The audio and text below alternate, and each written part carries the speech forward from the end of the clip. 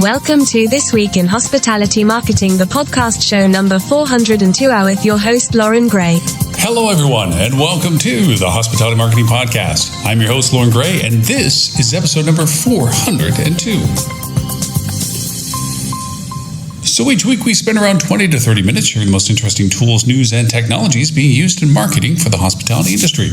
Let's do a quick recap of our weekly live TV show, This Week in Hospitality Marketing, which airs every Friday at 11:30 a.m. Eastern U.S. time on the Hospitality Channel TV station.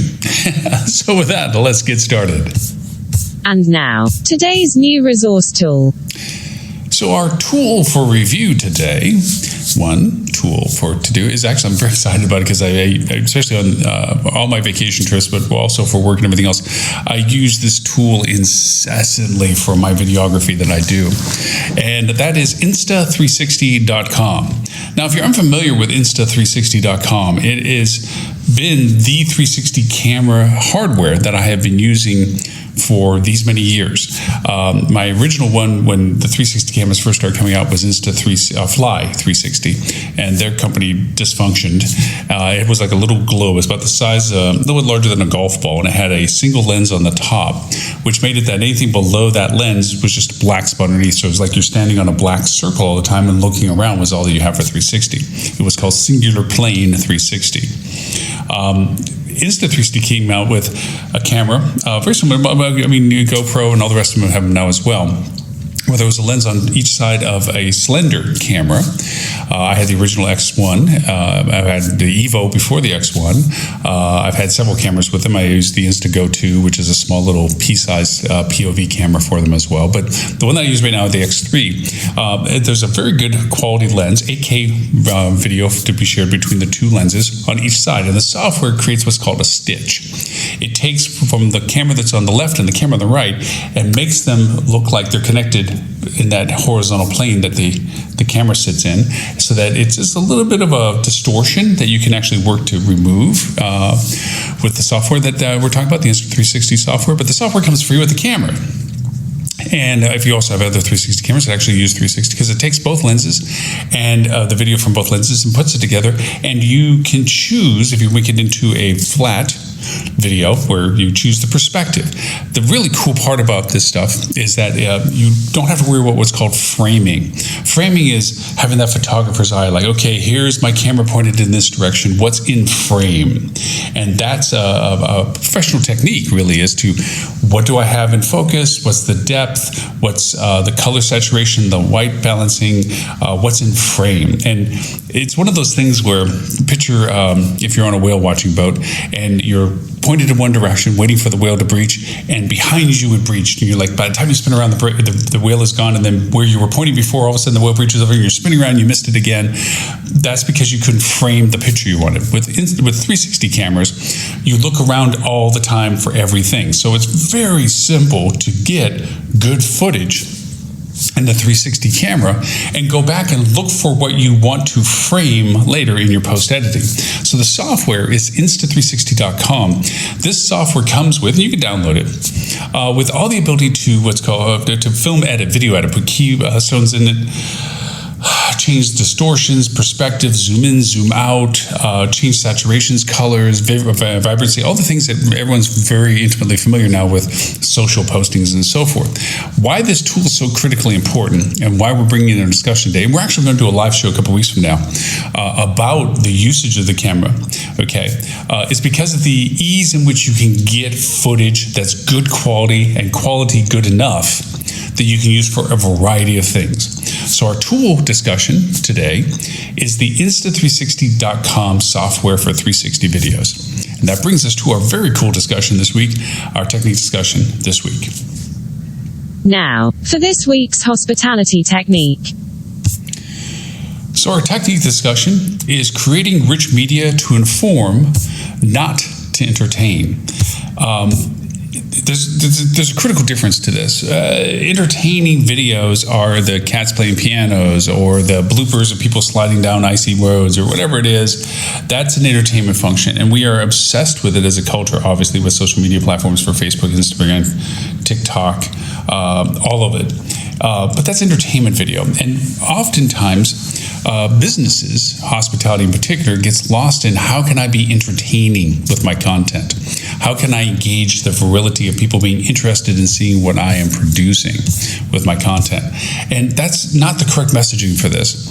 Also, too, when you're looking, and we've had this discussion many times on both our podcast and our live shows, of creating rich media content for advertising. The need now, the ease in which you can create videography for your ads. We talked at great lengths about creating the ad content that you need.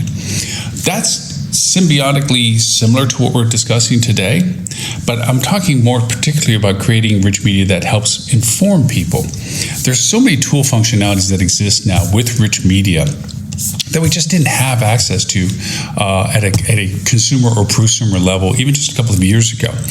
For instance, our tool discussion today was Insta360, using the 360 camera. I am using this for everything that I'm doing in addition to my little POV cameras and stuff like this. And then I'm coming back and I'm storing it, and I'm going to go back to relive my vacations and my travels and my trips and choose what video I want to create from the literally omnipotent 360 video around it. Now, I have alternative plans to also create a VR 360, which means that for anybody that has VR headsets, they can put it on and they can play my videos and actually walk along to whatever I had the camera pointing with me and look around. When I walk down the streets of Amsterdam, walk down the streets of Maastricht or someplace like that, they can see it and hear it again. That's a side aspect of this. That's a little bit too much on the front edge of videography for a lot of our consumer engagements. Although novel as it is, it's entertaining for those that are in that space. But really the real value proposition of informational content is helping people see things in a way that's helpful for them to understand what they need to understand. For instance, and we did this many years back where one of our hotels in Vancouver was just a couple of blocks away from a really good Korean restaurant. And we wanted people to understand that when they get to stay with us at the hotel, that this was a must-do if you have time to go to this restaurant. It had phenomenal food. It was incredibly well-rated locally. It was talked about whenever people went there. They had great reviews and as well on TripAdvisor and everything else, just not locally. And so what we did was we literally took a video of walking out of the front of the hotel and then walking to the hotel, to the restaurant. Now, nobody wants to watch a 5-minute video of you walking down the street. I mean, some people do so that they can kind of see what the street looks like. But what we did was we sped it up. Now, we've seen that in videos many times, but we sped it up. Unfortunately, when you speed it up, it turns into almost cartoonish ways. People are walking really fast with their legs and things are waving around like flags and so forth, and clouds are moving a little bit faster because you can tell that you're accelerating it. It still was helpful because it gave people a visualization how conveniently close the restaurant was, and we took a 5-minute walk and reduced it down to 5 seconds, really, to show that it really wasn't that far. That was the purpose of the video we created. But now there's enhanced technologies that there's a better way of doing it, and it's actually something you can do with your phone, with these cameras, with this platform called Insta360, which is called hyperlapse. And so I can turn the camera on and say, I'm going to do a hyperlapse 360. And go and do the same walk to the restaurant from the hotel. And then the hyperlapse literally speeds it up in such a way that it's like Star Wars or Star Trek warp drive with a line streak beside you and then poof, you're at the location. It shows enough of what you're passing by without it being distracting, which makes it fascinating. The creativity you can do with just even that type of tool is phenomenal. But if you're doing 360 videos, you have other things like time lapse, which is a little bit of what we just talked about, where you can literally put the camera out in front of something and watch a beautiful sunset produced right in front of you. It's great for that because, again, taking the Vancouver Hotel as an example, it was right by Sunset Beach. And so it allowed it to see this beautiful sunset over the bay. You get to see the taxi boats go back and forth. So you saw basically how they operate and so forth. It gave a lot of chances for us to visually show and inform from that visualization a lot of content that just is too dull to read. I could write paragraphs about how the water taxis show up every 5 minutes to the dock, and it takes approximately 10 minutes to get across the way. So there's always 2 taxis halfway across from each other going back and forth. And I could explain it in great long terms.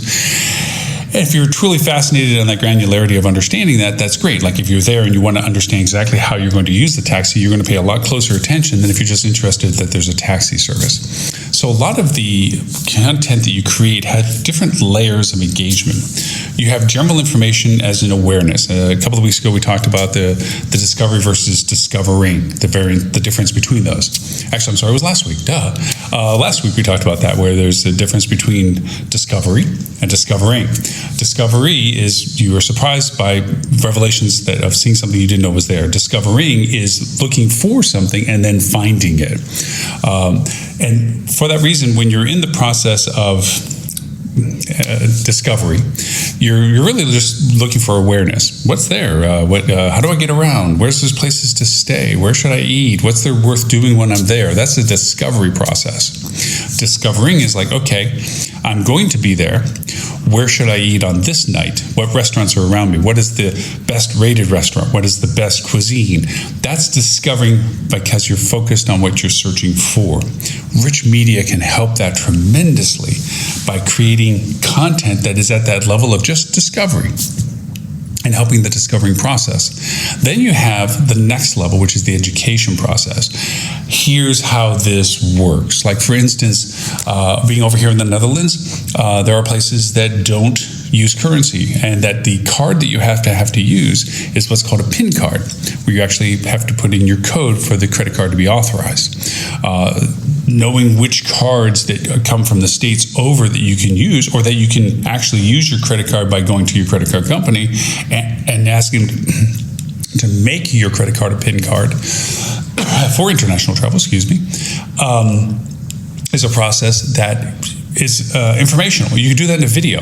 You can show what it's like to be at a store, purchase something, and what the terminal looks like. For instance, if you go to a grocery store here, there's only one lane out of 4 or 5 lanes that actually will take cash. If you don't know it by the terminals or so forth, you can explain that in a video. Not a long 5-minute, okay, we're going to the grocery store, here's this, here's that, this is what you do, but rather just a fast, little helpful, sped up, but visual content, then have little bullet text that come over the video, which you can do with the Insta360 tool and other video editing tools as well, that will give you explanations like, here's how you use a PIN card at a grocery store. This is how you use your Apple Pay. And does Apple Pay work? How do you get on a metro? How do you get on a tram? How do you get on a bus, so to speak? How do you get into trains? What should you look for? That, if it can be done visually, is incredibly helpful than just having paragraph after paragraph of this is this. Not that paragraph content isn't helpful, and certainly from an SEO perspective, incredibly helpful. But from a granular educational process, sometimes visualization is much more helpful than the written word is. Of course, in combination, they're even more powerful, having videography and the text as well, or even audio for that matter, which is also rich media for it. So creating that kind of informational content, not cats on pianos or bloopers or things like this, but helpful content. And this is where the 360 cameras can be helpful, because it doesn't require somebody that knows how to point their iPhone or their Android phone at a video, because hands are shaky, it bounces from people walking. People aren't used to the concept of what it takes to create good videos, especially if they're doing it for social entertainment purposes. The bouncing of holding it in the hand, or the gibberish movement of the camera because of the guy's surprised to whatever, that adds to the entertainment value, but doesn't add to the content value of it. So having it where you can show your entrance into the restaurant and know, like for instance in New York, there's a really great ramen noodle place. And first time I was there, I didn't realize that when you went in, you're actually seated in a small booth. Just you. You're facing a little wall, and you have the menus on either side, and a little door opens in front of you and puts the food in front of you. So the food is being served to everybody while they're sitting in little booths facing towards the wall. This food. Never knew that happened until I went to a place like that.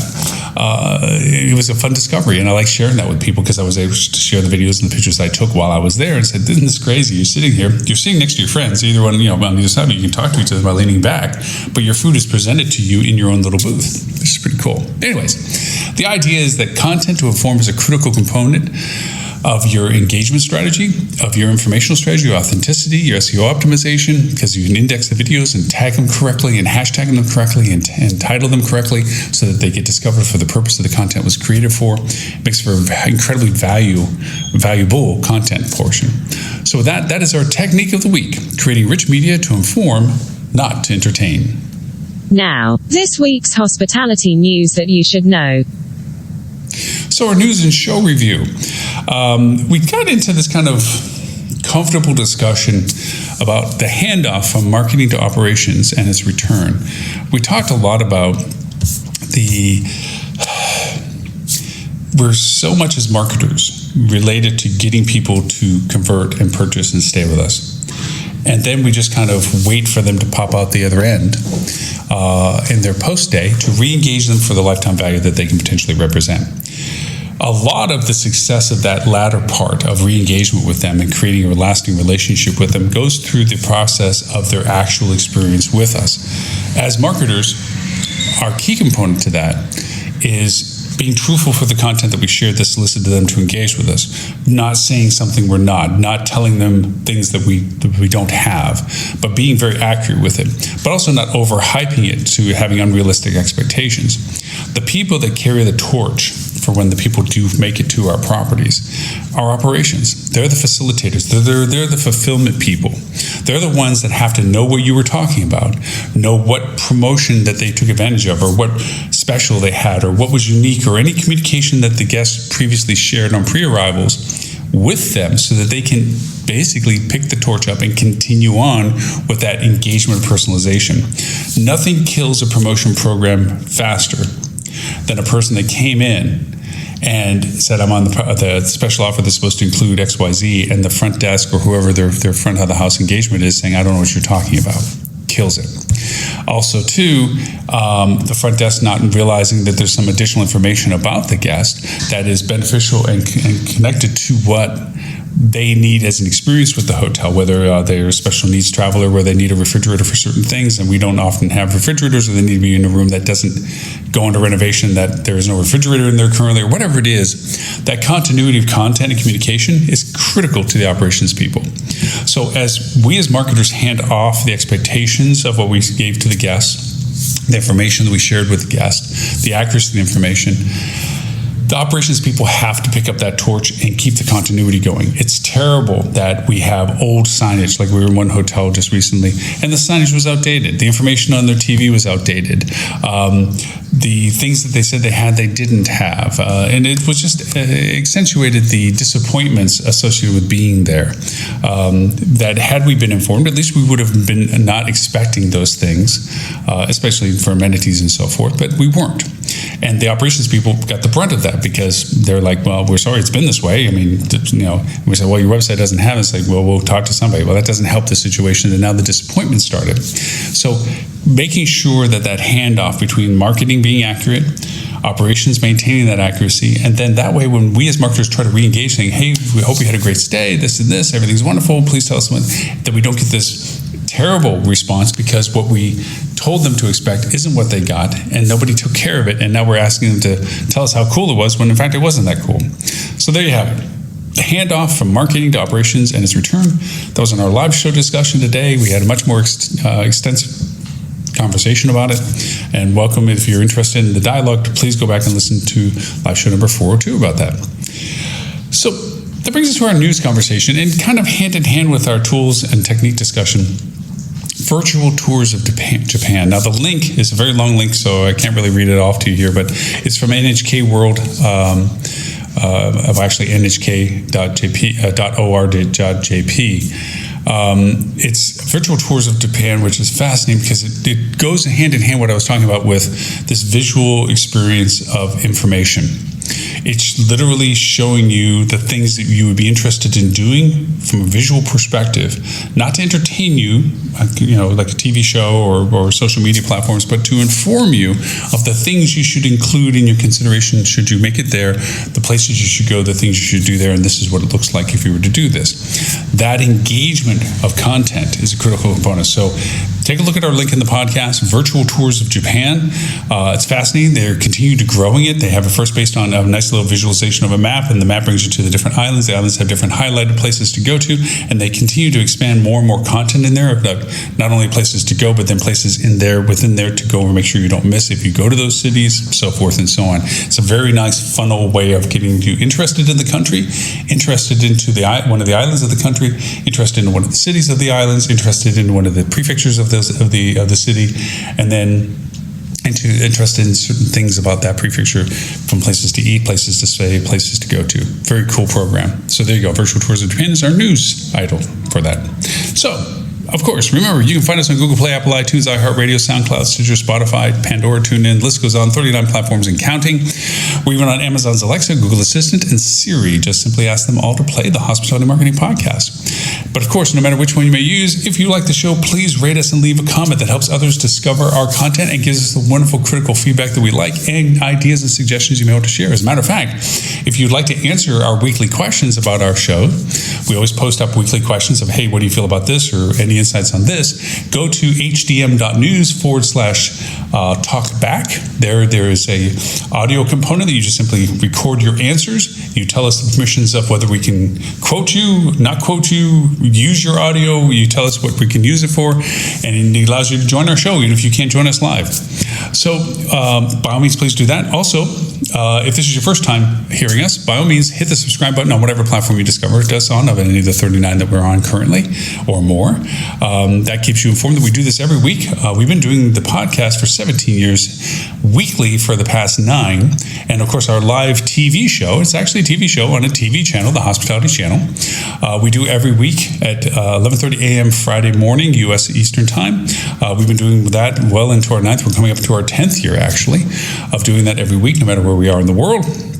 And we have broadcasted literally from United States, Canada, Australia, China, Netherlands, Belgium. I'm trying to think about the places.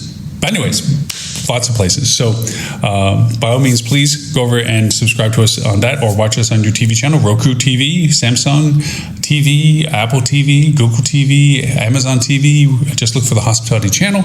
And the live TV show is always on the free side of that. We have a pay gateway if there's more content you would like to know about the hospitality industry. There's that. And also, if you're a hospitality marketing professional, you could join in a wonderful peer group at hospitalitymarketing.club. It's not to teach basic stuff like, you want to learn basic. It's like you are a professional already doing hospitality marketing. Just if you go to the website, hospitalitymarketing.club, put in your email address. I send you a quiz. If you can pass it at 90%, then we will send you an invite to the peer group.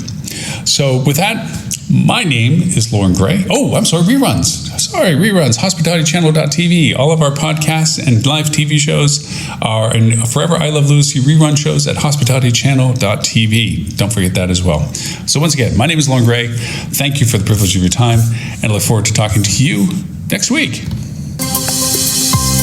You have been listening to This Week in Hospitality Marketing, the podcast show 402, brought to you by Hospitality Digital Marketing and in support of the HSMAI, Hospitality Sales and Marketing Association International. All right reserved, copyright 2023.